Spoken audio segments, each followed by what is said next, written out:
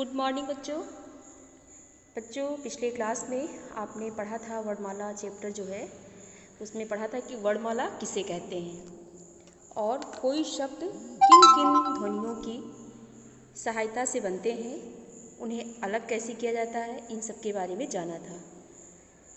तो आज मैं आप सबको वर्णों के प्रकार के बारे में बताऊंगी कि वर्ण कितने प्रकार के होते हैं।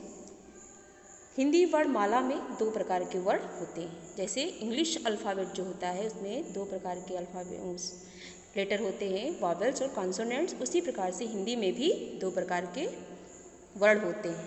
पहला है आपका स्वर, जिसे इंग्लिश में वॉवेल्स बोलते हैं।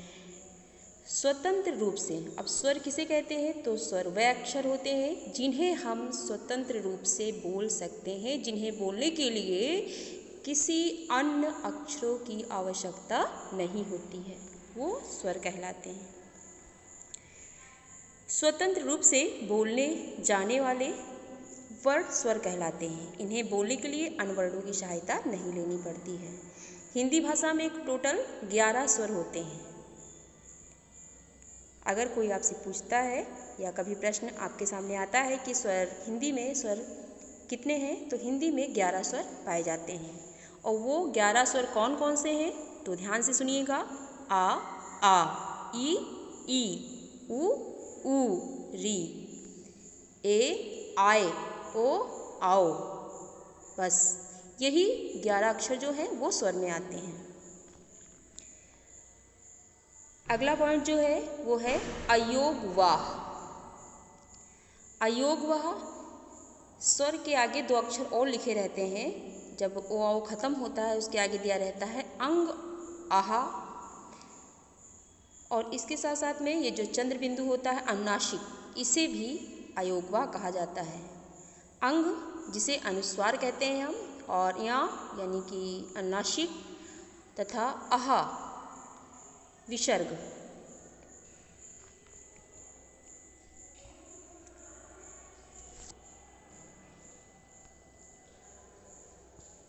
बच्चों, अंग और आहा और ये जो चंद्र बिंदु है जिसे हम अनुनासिक कहते हैं, ये तीनों अयोगवाह कहलाते हैं।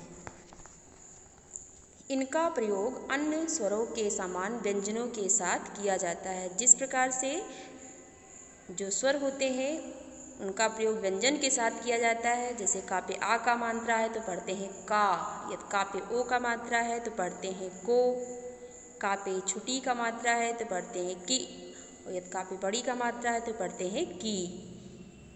इसी प्रकार से जैसे मान लीजिए कंगन लिखा हुआ है तो कंगन का के ऊपर अंग की बिंदी होती है जिसे हम अनुस्वार कहते हैं। उस बिंदु को जो अंग की बिंदी होती है उसे अनुस्वार कहा जाता है। वो किसी भी अक्षर के रूप के ऊपर बिंदी के रूप में लगी रहती है, एक बिंदु के रूप में लगी रहती है, जैसे कि ये यहाँ पे है। तो इसे अंग की बिंदी के साथ साथ अनुस्वार नाम इसे दिया गया है, इसे अनुस्वार कहते हैं। तो जब का के ऊपर अनुस्वार लग जाएगा, गा हो जाएगा, ना हो जाएगा, तो फिर उसे क्या पढ़ेंगे, कंगन। अब देखिए यहाँ पे चंद्र बिंदु है, आ के ऊपर रखा गया है। इन बिंदुओं का प्रयोग किसी न किसी अक्षर के ऊपर होता है, किसी न किसी अक्षर के ऊपर किया जाता है। इनका खाली प्रयोग नहीं किया जाता है। इन बिंदुओं को प्रयोग करने के लिए जरूरी है कि उनके नीचे अक्षर लिखे हों। तो ये आपका क्या है, अनुनासिक है। जैसे लिखा गया चा पे आक मात्रा चा, ऊपर फिर हम अनुनासिक का प्रयोग करते हैं, और दा तो आपका क्या हो जाता है, चांद। तो ये इसे चंद्र बिंदु कहते हैं। साथ साथ में इसका नाम क्या है, अनुनासिक।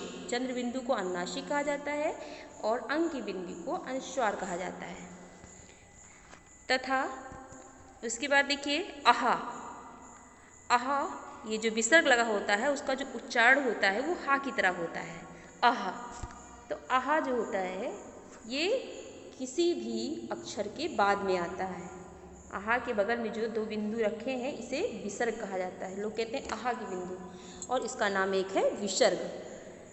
तो इनका प्रयोग जो होता है वो अक्षर के बगल में दाहिनी तरफ होता है। जैसे हम लोग लिखते हैं पुनः, पा पे छुटाओ का मात्रा न, और उसके बगल में फिर विसर्ग लग जाता है तो हो जाता है आपका क्या, पुनः। अतः छोटा लिखा, ता लिखा और बगल में 2 बिंदु लगा दिया, जिसे हम कौन सी बिंदु कहेंगे, उसे क्या कहेंगे, उसका क्या नाम है, विसर्ग, उसे विसर्ग कहा जाता है। तो आपका क्या हो जाएगा, अतः। नमः, न, म और विसर्ग, तो क्या हो जाएगा आपका नमः। तो ये तीनों जो हैं आपके अनुस्वार, अनुनासिक और विसर्ग, इन्हें किसके अंतर्गत आते हैं, ये अयोग वह इन्हें कहा जाता है। और इनका प्रयोग जैसे स्वर का प्रयोग व्यंजन के साथ में होता है, ठीक उसी प्रकार से इनका भी प्रयोग स्वर और व्यंजन के साथ में किया जाता है। स्वर के ऊपर लगने वाला बिंदु देखिए, जैसे यहाँ पे दिया गया है,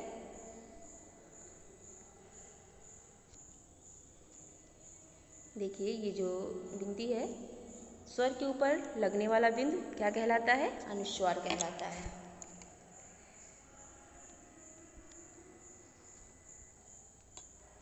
फिर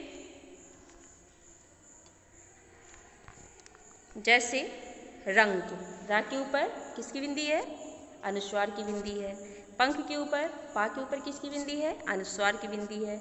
रा के ऊपर किसकी बिंदी है, अनुस्वार की बिंदी है। तो रंग, पंख, रंग और फिर आपका शंख आदि, इसी प्रकार से इनका प्रयोग होता है।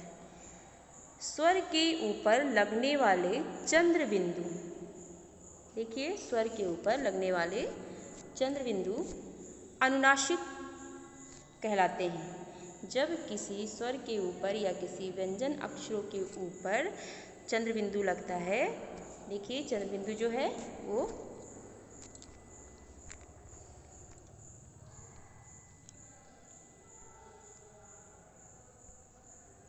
चंद्र बिंदु जो आपका है वो इस तरीके से होता है, ऐसे।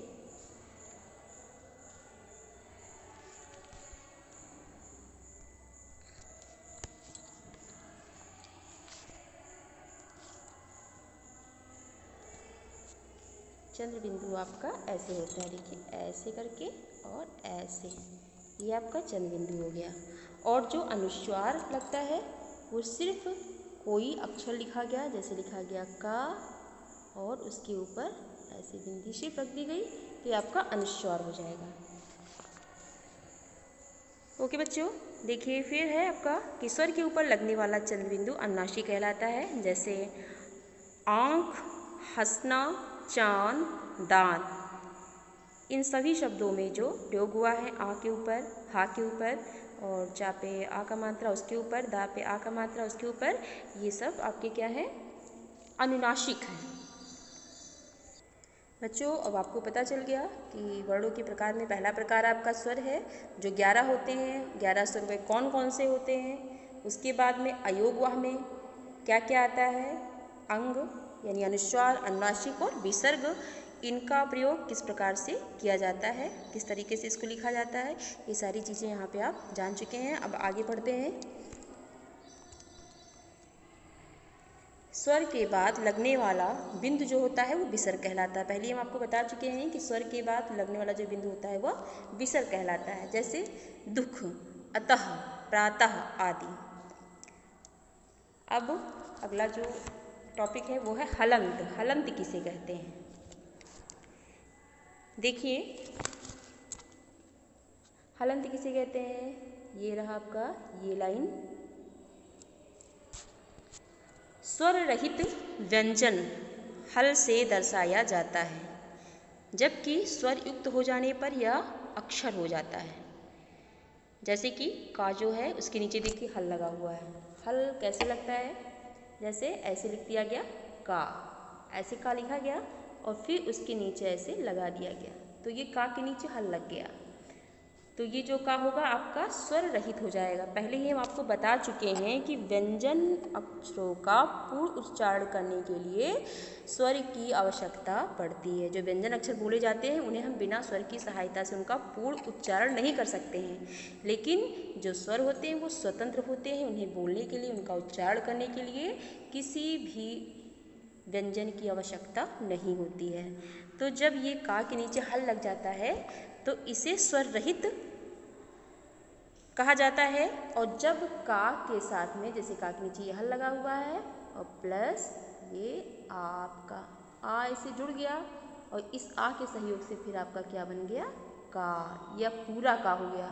ठीक है, तो इसमें का में क्या मिल गया, स्वर मिल गया। आ क्या है, स्वर है, तो जब ये मिल गया तो ये आपका क्या बन गया, पूरा का।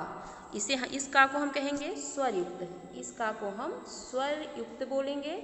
और ये जिस का में हल लगा हुआ है इसको हम हलंत कहेंगे, क्योंकि ये जो अक्षर है वो स्वर से रहित है, मतलब इसमें स्वर का प्रयोग नहीं हुआ है। जब किसी अक्षर में, जब किसी व्यंजन अक्षर में स्वर का प्रयोग नहीं होता है तो उसमें नीचे हल लग जाता है, और जब उसमें स्वर का प्रयोग हो जाता है तब वह पूरा अक्षर हो जाता है, वह अक्षर बन जाता है और उसमें से हल हट जाता है।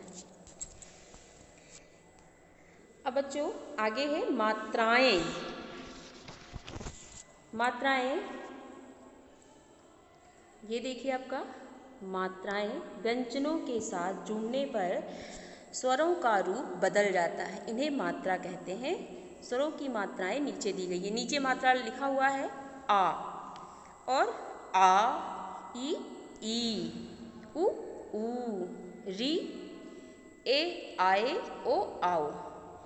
देखिए इसमें कहा जा रहा है कि जब व्यंजनों के साथ स्वर जुड़ते हैं तो उनका जो रूप होता है वह बदल जाता है। जैसे कि हमने लिखा, अगर हम बड़ा लिखते हैं इस तरीके से, बड़ा कैसे लिखते हैं, इस तरीके से, ठीक, इसको इस तरीके से लिखा जाता है। लेकिन जब यही बड़ा आ मात्रा के रूप में किसी अक्षर के साथ प्रयोग होता है तो उसका रूप इस तरीके से हो जाता है। ये मान लीजिए हम यहाँ लिख देते हैं का, यहाँ लिख दिया का, तो का पे आ का जब मात्रा हो जाएगा तब इसको इसके रूप में परिवर्तन हो जाता है, इसको हम इस तरीके से लिखते हैं। इसी प्रकार से जैसे मान लीजिए हमको लिखना है, छोटी का मात्रा का प्रयोग करना है। अब देखिए छोटी कैसे लिखा जाता है, ऐसे लिखा जाता है, ठीक, लेकिन जब मात्रा का प्रयोग होता है तो इसके रूप में परिवर्तन हो जाता है। अब छोटी का मात्रा जब लगाना है किसी के ऊपर, हमको लिखना हुआ किसान, तो छोटी की मात्रा को हम इस तरीके से लिखते हैं, ठीक, का पे छोटी की मात्रा और शा पे आ का मात्रा और ना, तो आपका क्या हो गया, किसान। तो जब स्वर का प्रयोग मात्रा के रूप में होता है तो उसका जो रूप होता है वह चेंज हो जाता है। जैसे कि अभी मैंने दो अक्षर और उसकी मात्रा को लेकर के उदाहरण दिया, तो समझ में आ गया होगा। बाकी का प्रैक्टिस आप लोग करिएगा, बाकी जो अक्षर हैं उनकी जो मात्राएं हैं उनकी प्रैक्टिस करिएगा। आगे देखिए दिया है कि हिंदी वर्णमाला में 10 अयोग वाहक की छोड़कर मात्राएं होती हैं। आ स्वर की मात्रा नहीं होती है। टोटल अभी बताया गया कि जब आप लोग वर्णमाला पढ़ते हैं तो उसमें क्या पढ़ते हैं, छोटा, बड़ा, छोटी, बड़ी, छोटाऊ, बड़ाऊ, री, ए, आए, ओ, आओ, अंग, आहा। ये टोटल अगर गिना जाए, काउंट किया जाए तो कितने होते हैं, टोटल 13 होते हैं, जिसमें से कि 2 को हटा करके 11 को हम स्वर के अंतर्गत रखते हैं। अंग और आहा को हटा देते हैं, आओ तक, आ से लेकर के आओ तक आपका क्या हो जाता है, स्वर हो जाता है। उसके बाद में जो अंग और आहा है वो आपका अयोगवाहक। अब देखिए बच्चों यहाँ पे जो बताया जा रहा है कि हिंदी वर्णमाला में 10, अब वो 10 मात्राएं होती हैं, मतलब 10 स्वर की मात्राएं होती हैं। तो टोटल आपके कितने स्वर थे, 11 स्वर थे, और 11 स्वर में सिर्फ छोटा आ को छोड़ करके, सिर्फ ये आ को छोड़ करके, तो जब हम आ को हटा देंगे तो टोटल आपके कितने बचेंगे, 10 बचेंगे। 11 होते हैं और आ को जब हम हटा देंगे तो आपके 10 स्वर बचेंगे। उन्हीं 10 स्वरों की मात्राएं होती हैं। चलिए उसको भी आप लोग जान लेंगे कि वह मात्राएं कैसे हैं। तो ये देखिए छोटा आई की मात्रा कैसे होती है, छोटा आ की मात्रा नहीं होती है, और बड़ा की मात्रा कैसे होती है, ऐसे होती है, ठीक। छोटी ई की मात्रा का प्रयोग हम किसी भी अक्षर के साथ इस प्रकार से करते हैं। बड़ी ई की मात्रा का प्रयोग हम किसी भी अक्षर के साथ में इस तरीके से करते हैं। जैसे लिख दिया यहाँ पे तो ये आपका छोटी ई की मात्रा प्रयोग हुआ, यहाँ लिख दिया तो ये आपका बड़ी ई की मात्रा का प्रयोग हुआ। फिर आपका यहाँ पे लिख दिया तो का पे आपका बड़ा आ का मात्रा हो गया। उसके बाद में देखिए छोटाऊ का मात्रा लिख दिया गया तो का, और छोटाऊ का मात्रा देखिए बहुत लोग गलत तरीके से छोटाऊ का मात्रा लगाते हैं, तो ध्यान दीजिएगा मात्रा लगता कैसे है। देखिए ये यूँ किया और इससे आप अपने बाएं तरफ ले जाते हैं, ठीक। तो ये आपका छोटा ऊ का मात्रा हो जाता है। और जब आप इसे अपने दाएं तरफ ले जाते हैं तो ये आपका बड़ा ऊ का मात्रा हो जाता है, ठीक। उसके बाद में आपको जब री का मात्रा का प्रयोग करना होता है तो हम री से ऋषि होता है ना, तो हम री का उच्चारण करते हैं, ऋड नहीं बोलते हैं इसे।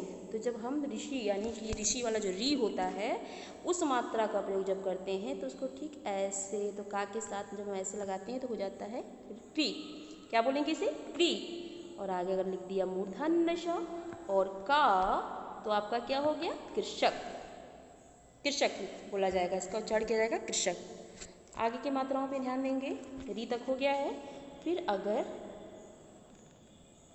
ए का मात्रा का प्रयोग देखिए ऐसे ऊपर की तरफ सिर्फ एक होगा, ये ए की मात्रा है। और आए का मात्रा का प्रयोग देखिए ऐसे होगा, ए में एक मात्रा का प्रयोग होता है और आए का मात्रा का प्रयोग इस तरीके से होता है, काई।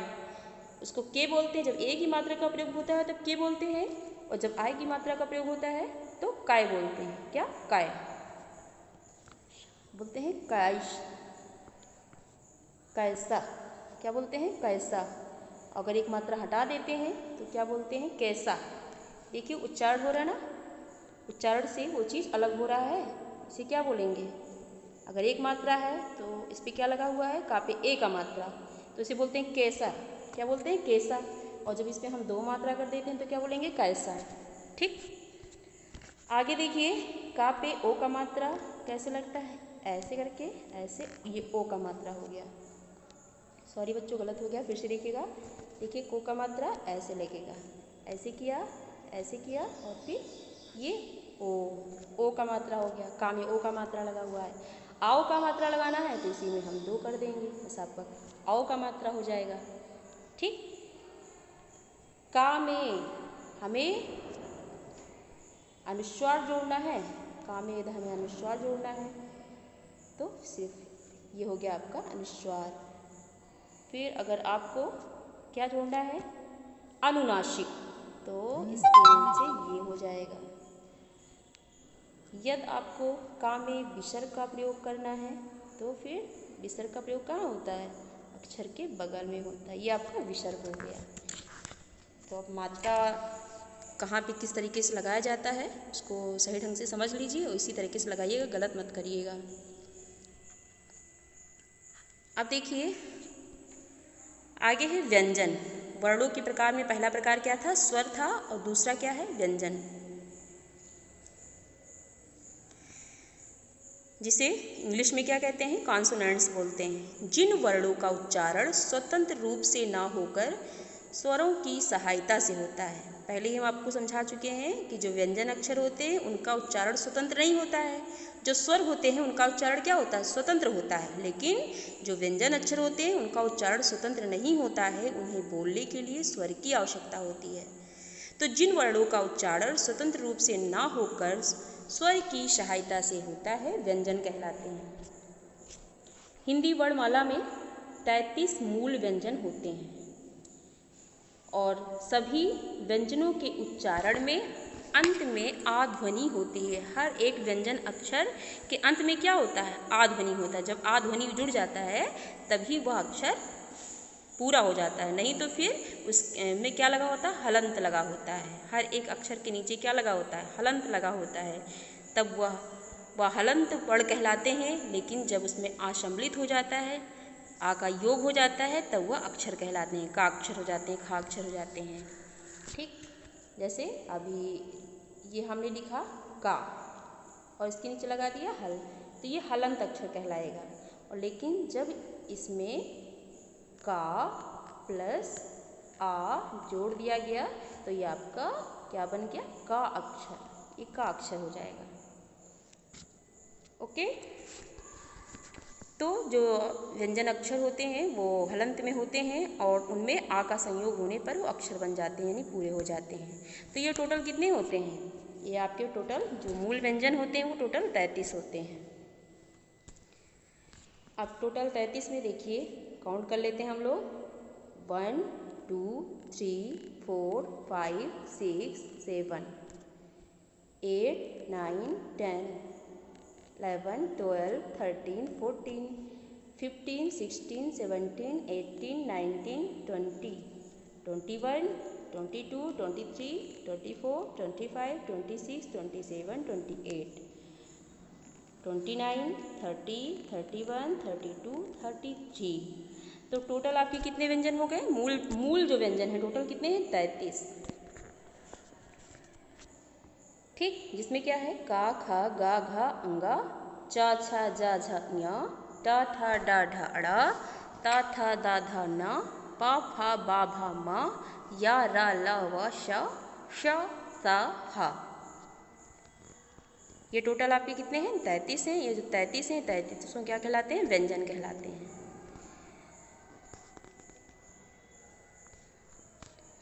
आप देखिए व्यंजन अक्षर के भी प्रकार होते हैं। वैसे वर्णों के प्रकार मेन 2 होते हैं, स्वर और व्यंजन। फिर व्यंजन के भी प्रकार होते हैं, उसमें आता है संयुक्त व्यंजन। कुछ व्यंजन ऐसे होते हैं जो संयुक्त होते हैं, जिन्हें ज्वाइंट कॉन्सोनेंट्स कहते हैं। एक से, किसे कहते हैं संयुक्त व्यंजन? देखिए, एक से अधिक व्यंजनों से मिलकर बने व्यंजनों को संयुक्त व्यंजन कहते हैं। जब एक से अधिक व्यंजन मिले होते हैं तो उन्हें संयुक्त व्यंजन। अब देखिए यहाँ पे, जैसे मान लीजिए यहाँ पे का है, ठीक, का भी हल लगा हुआ है, प्लस आपका क्या हो गया? मूर्धन्य श। और इन दोनों के संयोग से कहा गया कि एक से अधिक, तो यहाँ एक और दो व्यंजन है।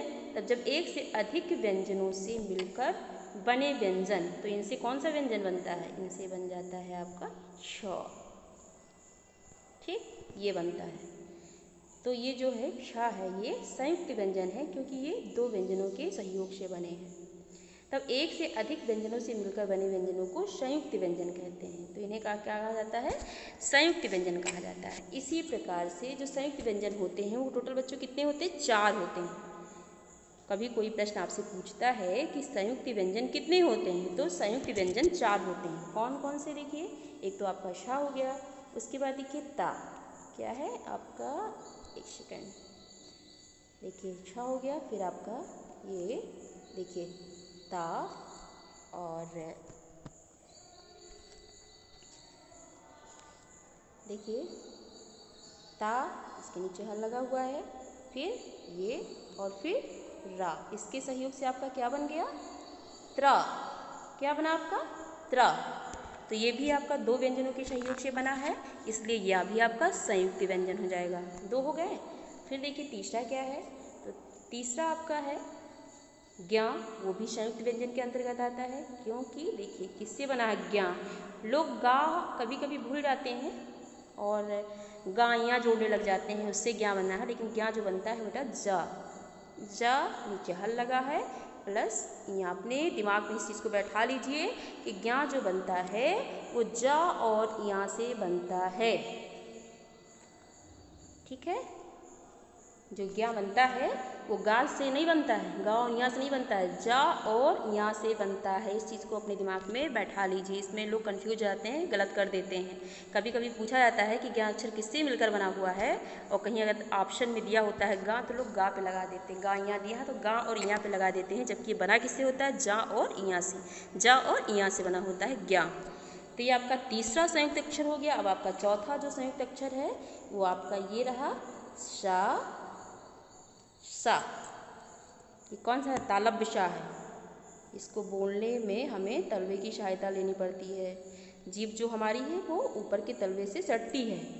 तो शा प्लस रा के मिलने से आपका बन जाता है स्रा, जो हम श्रीमान में यूज करते हैं, श्री में यूज करते हैं।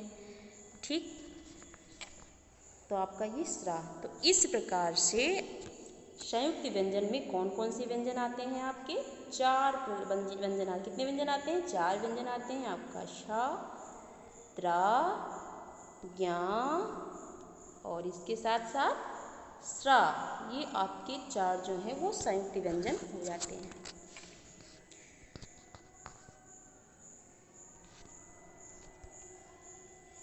बेटा कुछ विकसित व्यंजन हैं जैसे कि अड़ा और अढ़ा। अड़ा और जो अढ़ा है,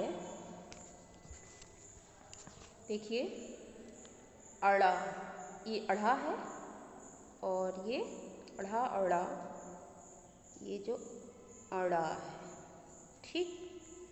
इनका प्रयोग वर्णमाला में नहीं होता है, मतलब जब वर्णमाला लिखना होता है तब ये अढ़ा और अढ़ा नहीं आते हैं, इसलिए बाद में इनका विकास हुआ तो फिर इसलिए इन्हें विकसित व्यंजन कहा जाता है, ठीक है।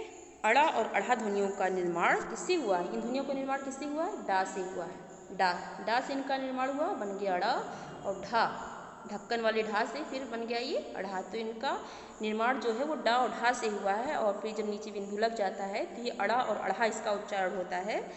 नीचे बिंदु लगा के इसका किया जाता है। तो ये व्यंजन ये भी व्यंजनों के रूप में प्रयोग किए जाते हैं। जैसे इनका प्रयोग भी होता है, भाषा का जब प्रयोग किया जाता है, शब्दों का प्रयोग किया जाता है तो उनमें ये अक्षर आते हैं। जैसे हमने लिखा क्या? बड़ा। हमने लिखा क्या? बड़ा। या लिखा पढ़ा।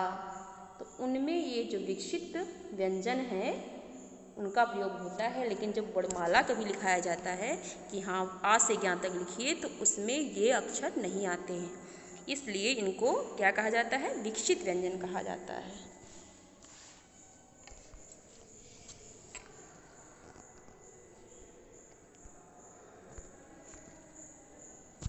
आगे देखिए बच्चों, इन्हें भी जानिए, इसके साथ साथ आप इन्हें भी जानिए। कुछ अरबी फारसी के, जैसे कि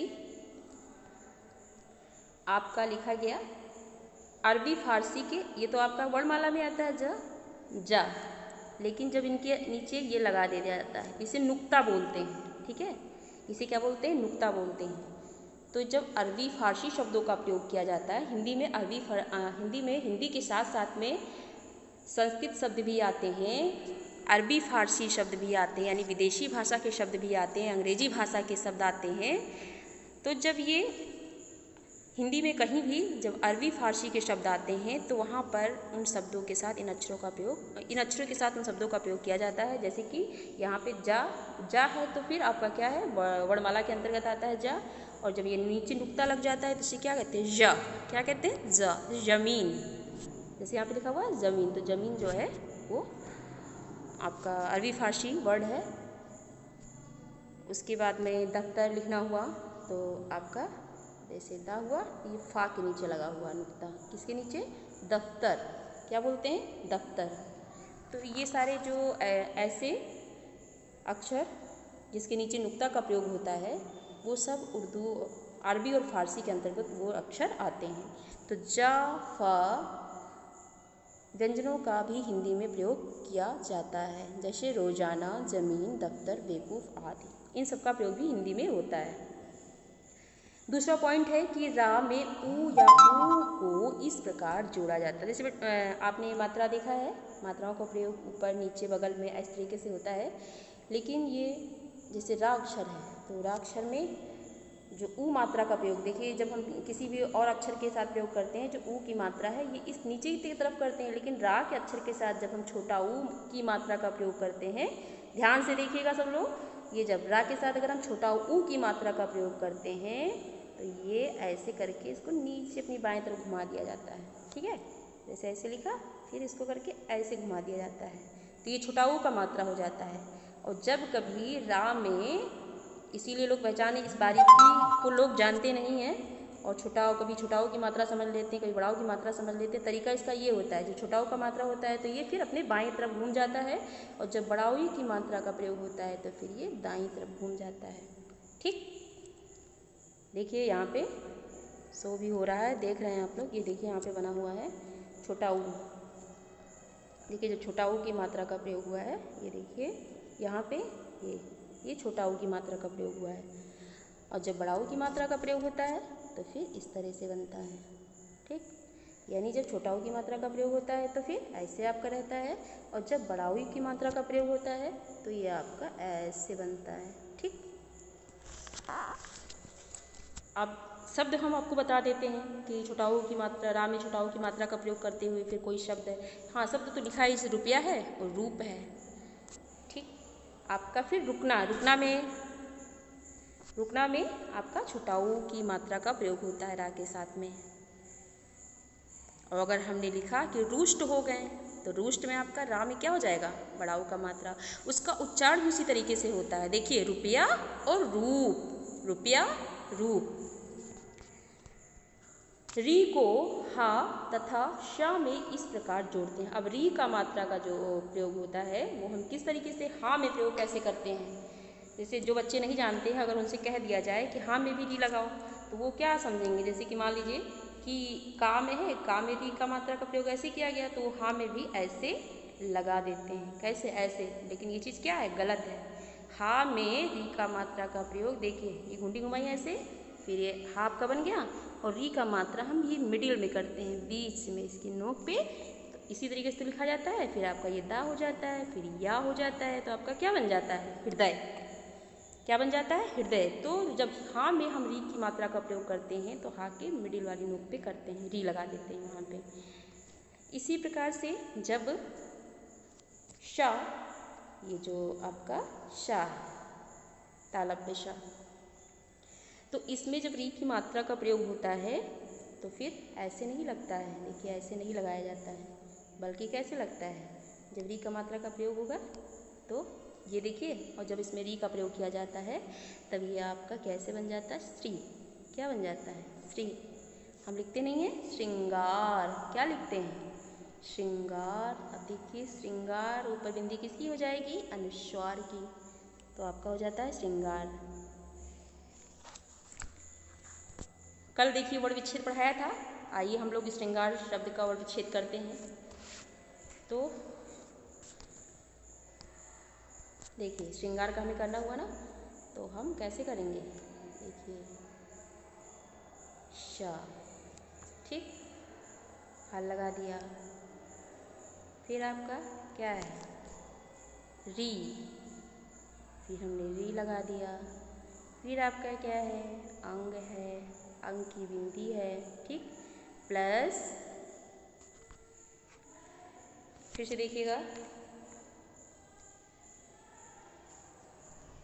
देखिए, शा, हल लगाया, प्लस आपका री हो गया, ठीक, ये देखिए, फिर प्लस आपका क्या हो जाएगा, अंग हो जाएगा। उसके बाद में क्या आता है, गा आता है, गा। गा में कौन सी मात्रा का प्रयोग हुआ है, बड़ा।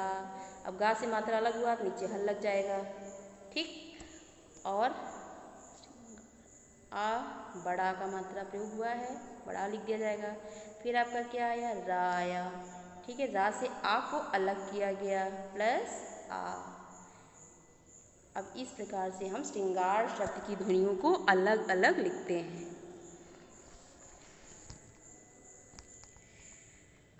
अंग्रेजी भाषा के अ का हिंदी में बहुत प्रयोग होने लगा है, जैसे कॉलेज, बॉक्स आदि।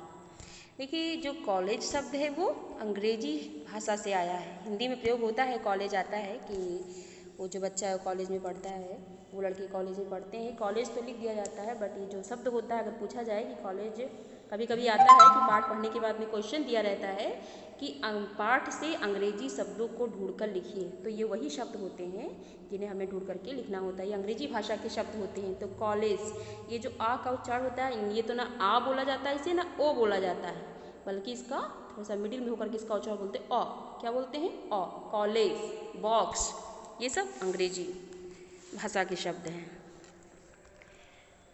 इसके बाद देखिए, इस पाठ को पढ़ने के बाद में हम लोग क्या क्या जाने, तो भाषा की सबसे छोटी इकाई को क्या कहा जाता है, वर्ण कहा जाता है। क्यों एक छोटी इकाई कहलाती है, क्योंकि हम इसके और टुकड़े नहीं कर सकते हैं, इसलिए भाषा की सबसे छोटी इकाई होती है। और वर्णों के क्रमबद्ध समूह को वर्णमाला कहते हैं। वर्ण के कितने प्रकार होते हैं, 2 प्रकार होते हैं। कौन कौन से, स्वर और व्यंजन। स्वरों का जो उच्चारण होता है कैसा होता है, स्वतंत्र होता है, क्योंकि उनका जो उच्चारण होता है उसके प्रयोग में हमें किसी अन्य व्यंजनों की आवश्यकता या स्वर की आवश्यकता नहीं होती है। लेकिन व्यंजनों का जो उच्चारण होता है वो स्वतंत्र रूप से ना होकर के स्वर की सहायता से होता है। दो व्यंजनों को इस प्रकार मिलाने से कि उनकी मूल पहचान समाप्त हो जाए संयुक्त व्यंजन होता है। संयुक्त व्यंजन कितने होते हैं? 4 होते हैं। कौन कौन से? षा, त्रा, ज्ञा तथा स्टा। ओके बच्चों, हमें उम्मीद है कि आपको ये चैप्टर भली भांति समझ में आ गया होगा। ओके बच्चों, थैंक यू। इस चैप्टर का एक्सरसाइज जो है बच्चों वो हम अगले क्लास में करवाएंगे। Thank you.